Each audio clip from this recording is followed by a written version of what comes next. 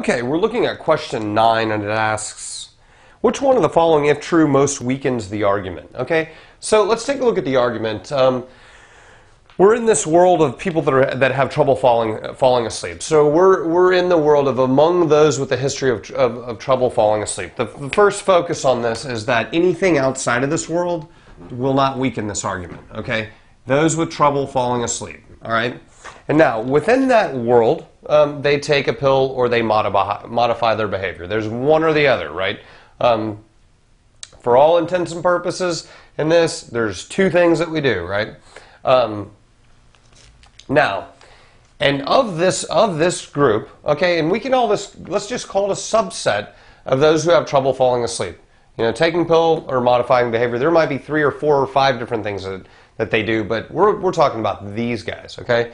You know, within this set, those rely only on modifying. They fall asleep more quickly than those that take the pills, okay? So again, we're not talking about anything else but this subset, okay? And of these two, this one causes you to fall asleep quicker, and thus we say it is more effective. And our job is to weaken this argument. Let's go through and see. Hopefully you can kind of see an issue, and I'll just kind of give you a hint. Is this apples to apples? All right? Of this group that are having trouble falling asleep, is this apples to apples? And if we can make it apples to oranges, then we have just weakened the argument. So let's go through and take a look and see what we come up with. A, people who do not take sleeping pills spend at least as many total hours asleep each night as do the people who take sleeping pills. Does that weaken the argument? You know, I didn't even really consider it, because what it's talking about is how much time you spend asleep. We're talking about falling asleep, so it's outside of the scope, all right? Again, we're talking about trouble falling asleep versus total hours of sleep. I don't know anything about that, all right? B, most people who have trouble falling asleep and who use behavior modification techniques fall asleep more slowly than do most people who have no trouble falling asleep. Well, who are we talking about? Those who have trouble falling asleep. We cannot weaken this argument by making any comparisons to things outside of this. And comparing these to people outside who don't have trouble is irrelevant. It can't weaken the argument.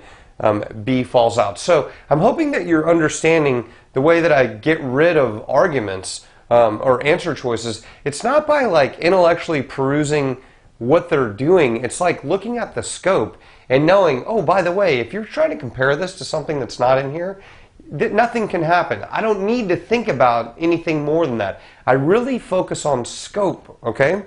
Let's look at C. Many people who use only behavior modification techniques to help them fall asleep have never used sleeping pills. Okay, well, now we've at least begun to try to compare inside of the group here, and this is saying, like, if you do this, then you've never tried this, and is that really relevant?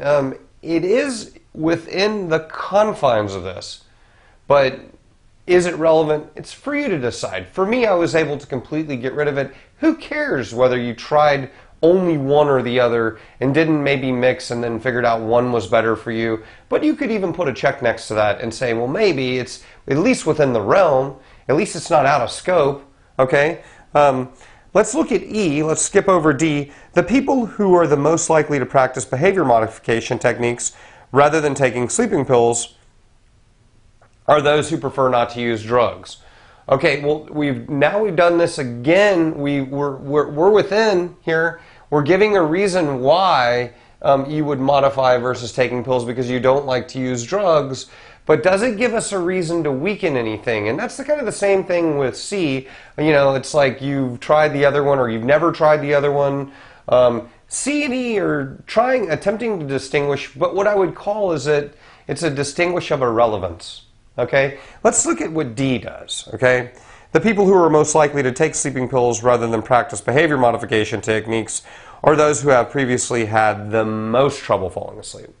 So all of a sudden what we've done is we've distinguished these types of people. Okay? And we've said the ones that are really, really bad, they do this. Okay, the ones that are not as bad, they do this. And so then we really called into question, is this modification even really the cause that the effect is you go to sleep more quickly?